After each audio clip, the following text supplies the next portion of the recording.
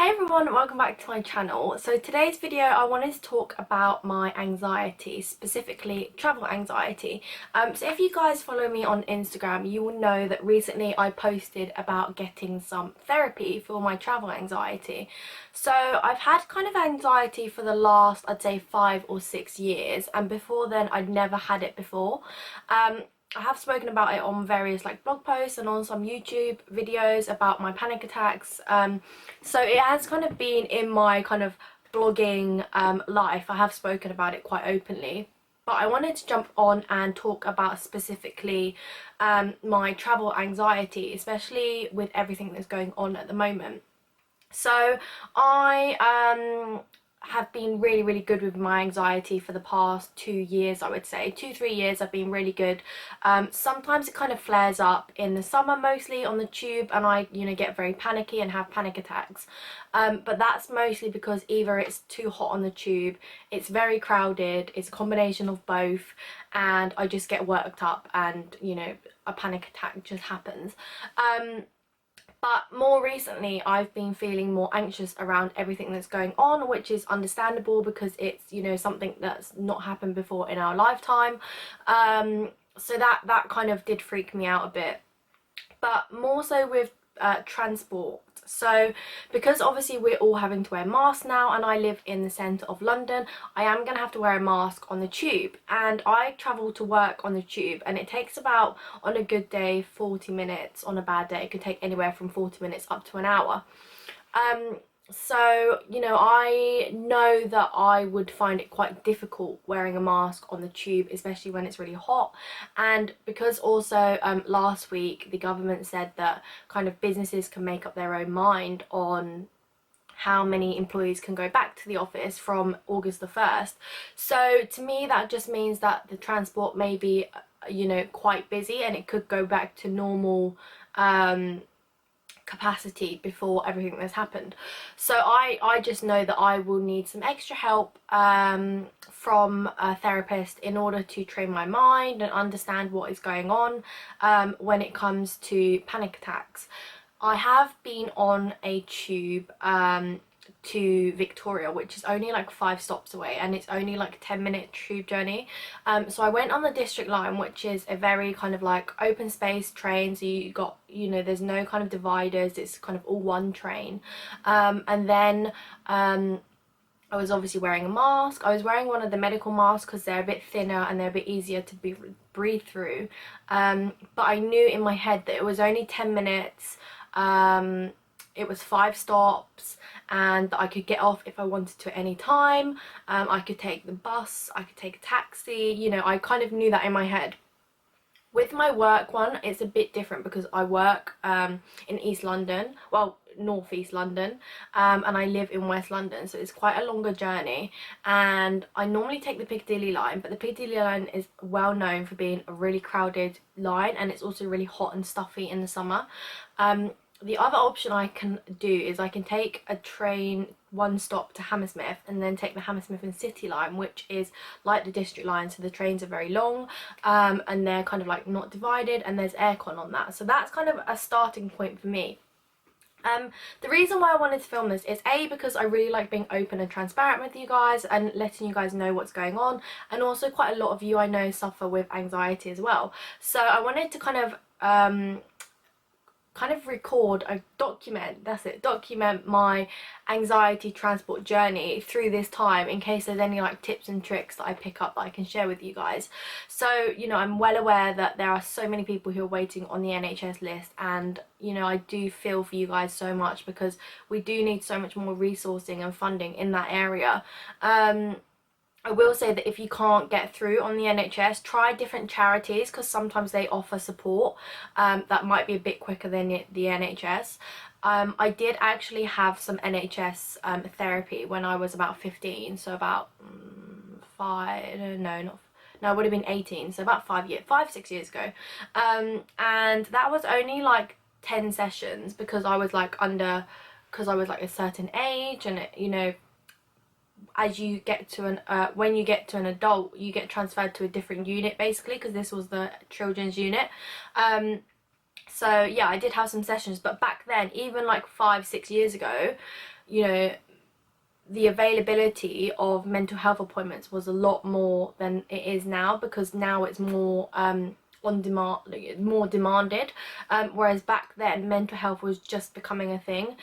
Growing up, I think because I was just in the era of the internet was just coming around, there was no social media, so people didn't really talk about mental health, and mental health wasn't really a thing that's been spoken about in the past.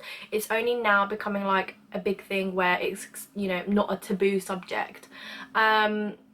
So that's also why I want to talk about it as well, because I think that it's really important to talk about these things. And for me personally, I find that sometimes talking just makes you feel so much better, which I think is the case with most people.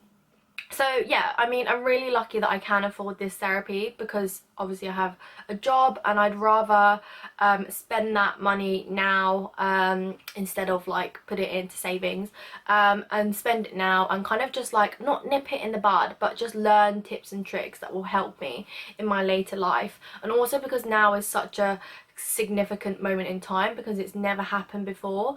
Like, we've never had to wear masks on the tube before, so that's completely different. And for me, I mean, the symptoms that I get when I get anxious is I get like really hot and flustered, I feel really sick, I feel dizzy, I feel like I can't breathe, you know, my kind of like, I know that my breathing goes a lot faster because I can just feel my heart like racing. I feel sick, and sick is like one of my worst phobias ever. I cannot deal with sick, I can't see sick.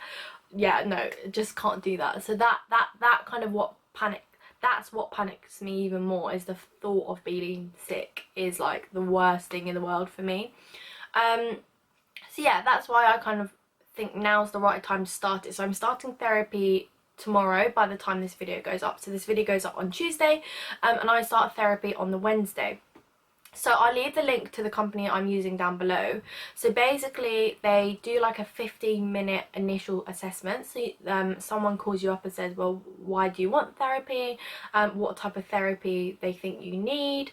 And then they basically say, okay, well, next week or the week after, we'll set you up with one of our therapists for a free 30-minute session, and you can talk through the issues and see kind of how many sessions they recommend.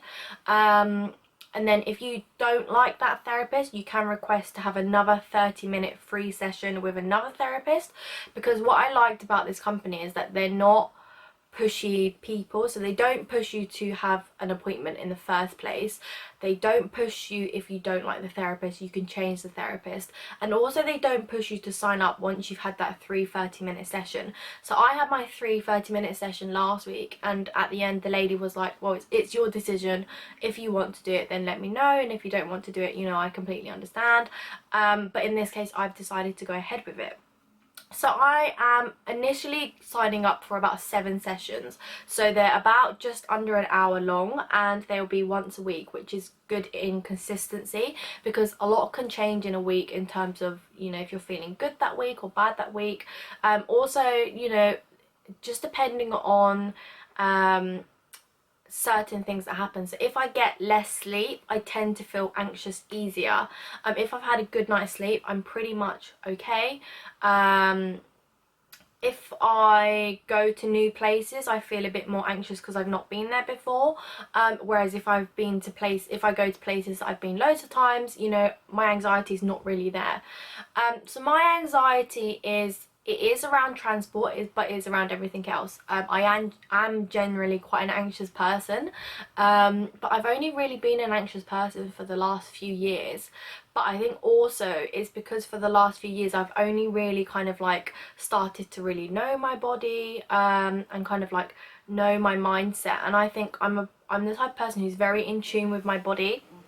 I know when things are wrong and when things are right. But yeah, I mean, like, so for example, the lady was saying that, you know, with anxiety, some of the things that you do might not be your anxious traits, they might be normal traits. So for example, if I am going to somewhere new, I will most likely look that place up on Google and see what it looks like, you know, the building, the inside, And she said that, you know, this is not an anxious trait. She said it's more that you're curious. So one of the things that we're going to do is work out what is anxious traits, and can cause panic attacks basically, and what is non-anxious traits but I think might be, you know, caused by my anxiety.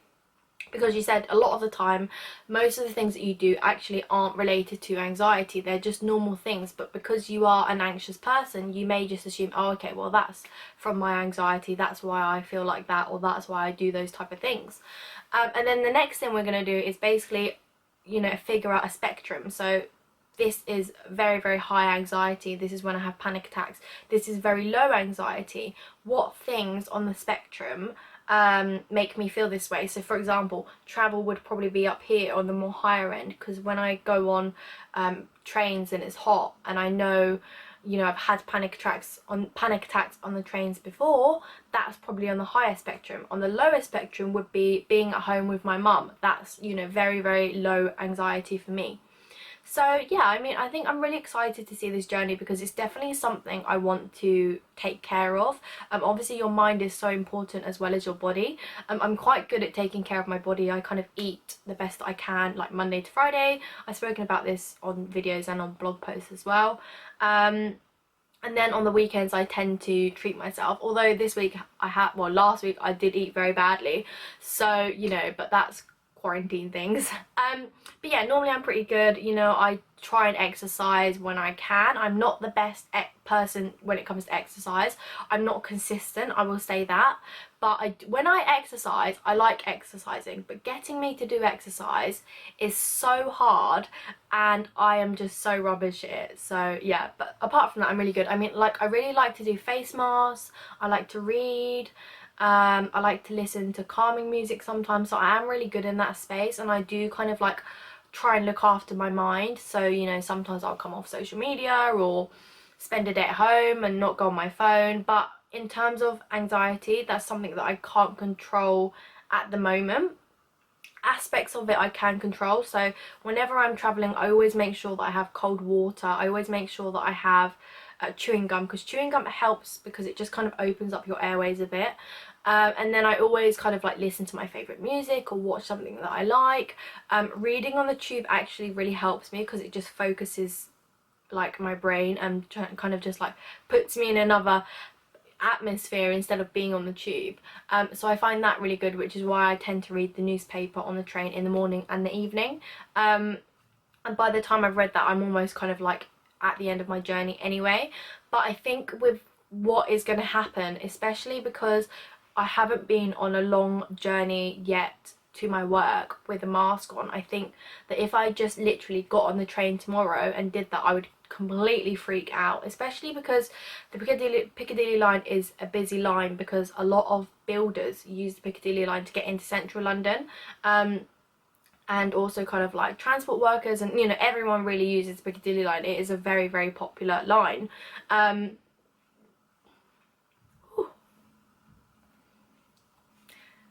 A lot of builders use the Piccadilly line to get into central London, and a lot of like transport workers and just everyone in general uses the Piccadilly line. It's a very, very busy line, but it's a very claustrophobic cabin. There's not much space in there, and when it is busy, it's busy. So, you know, I mean, I can definitely go on there when it's busy, when I'm not wearing a mask, because it's really easy to breathe through.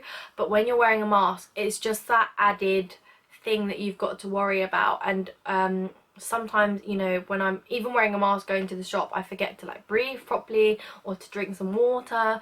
So just those kind of things I need to get into my mindset. So there's basically two aspects of therapy that we will look at. So one aspect is kind of like mentally, what can you do, you know, your mindset, and what is actually happening when you have a panic attack. And why does it happen, which is, I think, is a really good thing to learn, because I've never really looked that up, and I've never really, I know it's like obviously something to do with like your body and the way your body reacts. It's kind of like fight or flight, but yeah, that would be really interesting to know. And then the other aspect is the physical aspect. So, you know, like I did the other day, I went on the tube for 5 stops. That is a physical reaction, a physical way of working towards my end goal. So my end goal is to be able to get on the tube with a mask to work and from work without having any problems, without feeling, you know, really anxious. Of course I'll probably feel a little bit anxious, but that's probably normal anyway, because everyone gets nervous at some point, but without feeling so anxious that I have to get off the train and I can't continue with the journey. That is my end goal. So one kind of way that we can start to achieve that goal is by me getting on the tube and little by little building up to my normal journey. So whether it's 2 stops and then 5 stops and then, you know, 10 stops and 15 stops, you know, so then gradually you just build up to that journey time, and that's a physical way of kind of like dealing with, you know, with it. So yeah, that is kind of what I'm going to be kind of learning over the next few weeks, and I definitely want to do kind of like update videos on my progress, because I think it would be really useful for me to look back on, but also for you guys, because I know that a lot of you are struggling and you're waiting on the list. So if there's any kind of like tips that I can pick up that I can share with you guys, I'd love to do that. But yeah, I mean, you know, therapy is not an easy thing. There are kind of like things that you will talk about in therapy that you might not like to talk about. It's obviously finding the root cause of why you're anxious, and why your anxiety hasn't been resolved, basically. So yeah, I mean, for me, I think probably because my anxiety hasn't been resolved is probably because I do still go on the tube, and I go on the tube when it's like hot sometimes. So I kind of like, my brain just knows, okay, well, it's a hot day today, you've been on a hot tube before, you've had a panic attack when it's hot on the tube before, it could happen again, basically. So then I get myself worked up for no reason, and I'd say like 95% of the time I'm absolutely fine. But it's just that 5% where I can have a panic attack, and when I have a panic attack, it is awful. I mean, it literally just drains me for the rest of the day. It's so horrible. So yeah, that's something I would like to kind of not necessarily fix, but kind of like know how to deal with it better, basically, because I know that, you know, anxiety will kind of never fully go away. It might flare up later on when I have kids, or when I get married, or, you know, later on in life. If something happens, my anxiety is probably, you know, going to flare up, because it is a natural reaction, and you know, other people have different reactions in life. That is what I'm going to be doing over the next few weeks. I will kind of put stories up on Instagram, but I'm also going to do kind of like catch-up videos as well. And I just, you know, I think this is a really good thing for me to do at this moment in time, because I'm 24 and it is a good time in my life for me to kind of learn how to deal with it, because I don't want to be the type of person where when I get older and I've not resolved my anxiety, that I push my anxiety onto my kids or to my husband. You know, I'd rather learn how to deal with it, and then if, you know, if my kids grow up and they do have anxiety, I kind of know how to help them deal with it, or my husband, or family members, or friends. You know, it's just something that will benefit myself and people around me going forward. So yeah, that is what I plan on doing over the next few weeks. I'm sorry if this is not your kind of video. There will be other videos uploaded as well. I'm not just going to be filming about anxiety, but it will be coming in a few videos over the next few months, just kind of updating you on my progress and how I'm feeling. And yeah, I feel like it's a very important subject to talk about, and I feel sometimes that people deal with it by themselves because they think that it is not a good subject to talk about because it's frowned upon. And I did used to think that when I first started getting anxiety, because it was still pretty, it still wasn't spoken about that much. So now I'm a lot more open about it, and, you know, I speak to my friends about it, whereas before I would kind of just keep it to myself and I would deal with it myself, which isn't always the best thing to do, because I found out in the end that, you know, it was very hard to deal with it yourself, because if you have kind of a panic attack when you're out and about, you know, if you're with your friends, they can help you out, they know how to deal with it, and if you're with your family, they know how to deal with it. So yeah, that's why I'm a lot more open now. And also I think because I've grown up as well, and I realised that it is important to talk about things and not to bottle them up, because you know, they just grow into this big like snowball, and then it just gets worse. So yeah, now I'm kind of like, I want to stop the snowball before it gets bigger. That is this week's video. I hope you liked it. It's probably a bit rambly. I'm not sure how long it is. I can't see on the screen. Yeah, I just wanted to sit down and kind of explain why I'm going into therapy, and my reasons for it, and also just to let you guys know, kind of updating you guys, because a lot of you guys do kind of message me sometimes and say, how are you, what are you doing, that kind of thing. And also when I posted about my anxiety and therapy the other week, a lot of people said, you know, thank you for sharing it. Well, you know, I have these problems too. I have anxiety as well. And with anxiety, it's such a broad topic. Like, you can have anxiety for pretty much most different things. My anxiety is specifically mainly around transport, whereas people can have it for different things. So, you know, what the tips I may have may not work for you, but they may be useful in some areas of your anxiety. Yeah, that's why I wanted to share it with you. So I will obviously keep you up to date, and yeah, if you like this video, please give it a thumbs up and make sure to subscribe. And also go and check out my Instagram, because I currently have a giveaway which ends on the 17th of August. So if you like makeup, then go and check that out, and I will see you in the next video. Bye.